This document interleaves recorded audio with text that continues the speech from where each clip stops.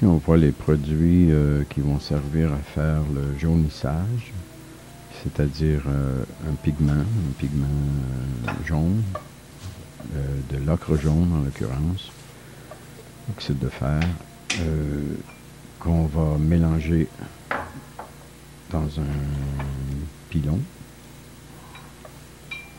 un mortier, selon la quantité qu'on évalue avoir besoin. Donc, plus que moins. On mélange cette poudre, ce pigment, avec de l'eau pour en faire une pâte crémeuse.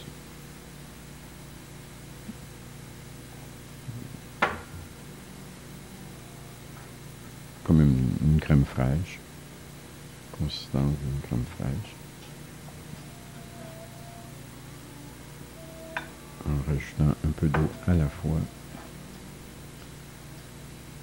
pour ne pas trop l'éclaircir. On rajoutera après ça la colle,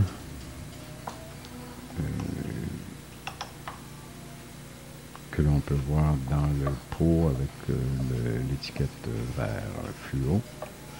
C'est une colle de base, c'est-à-dire une partie en volume, une partie de colle de peau sèche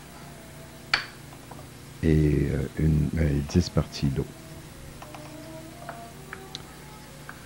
La description de cette formule, cette recette se trouve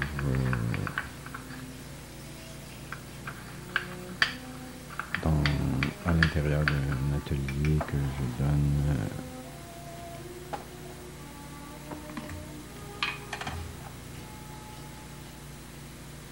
ici. La colle est en gel, prise en gel. On la met dans un contenant de façon à pouvoir la faire fondre au bain-marie.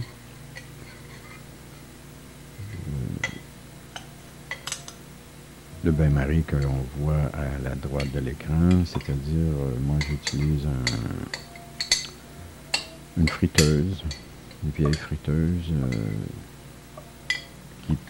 avec un thermostat qui permet de contrôler la température et de garder une température constante à 55 degrés Celsius centigrades.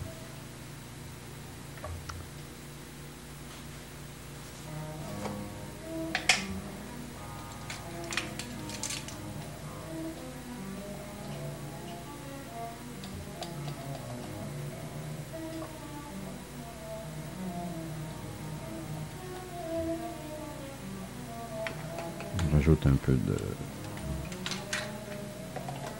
pigment pour arriver à une consistance voulue. Crème épaisse.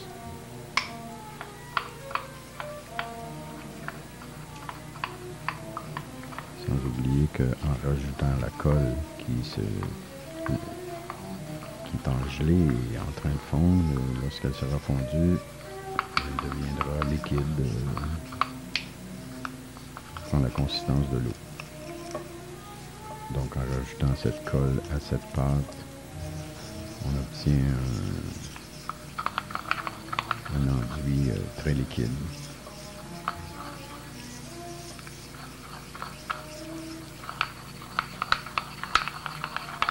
Enduit qu'on va déposer sur l'ensemble de l'ouvrage.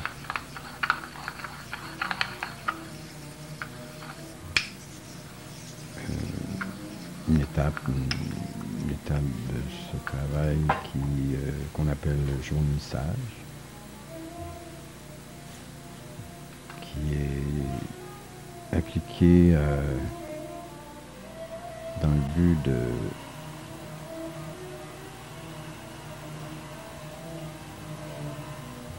non pas camoufler, mais prévoir les manques de feuilles d'arbre qui pourraient subsister.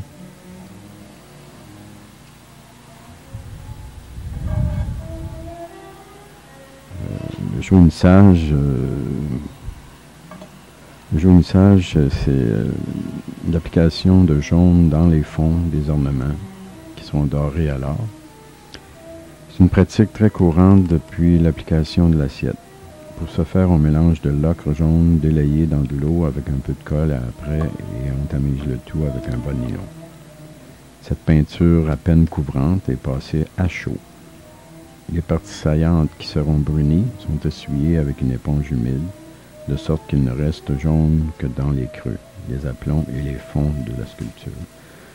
Ce procédé permet de camoufler les innombrables fissures qui se produisent dans les endroits difficilement accessibles lors de la pose des feuilles. Mais cela ne veut pas dire pour autant que les endroits jaunis sont bâclés. Ils devront être dorés comme le reste. Le jaunissage laisse seulement la possibilité de tolérer quelques lacunes dans les endroits difficilement accessibles.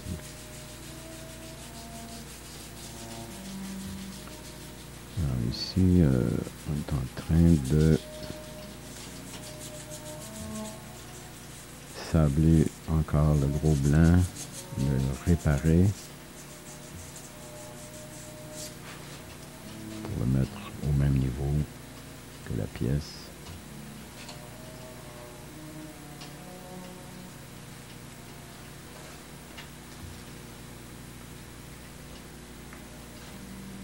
Cette vue sur l'envers de l'encadrement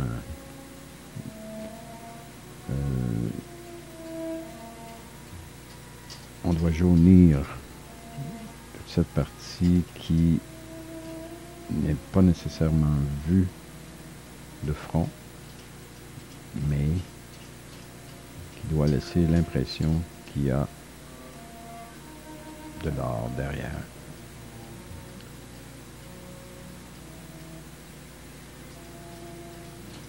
Étant donné que c'est un volume tridimensionnel.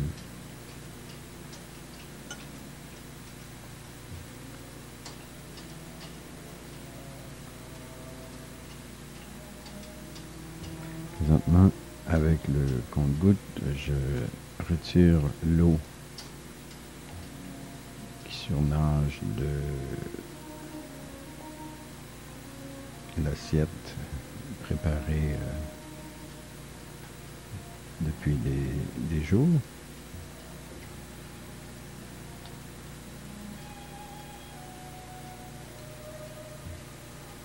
Et je rajoute de la colle. Je remplace l'eau que j'ai retirée par de la colle préalablement chauffée au bain-marie.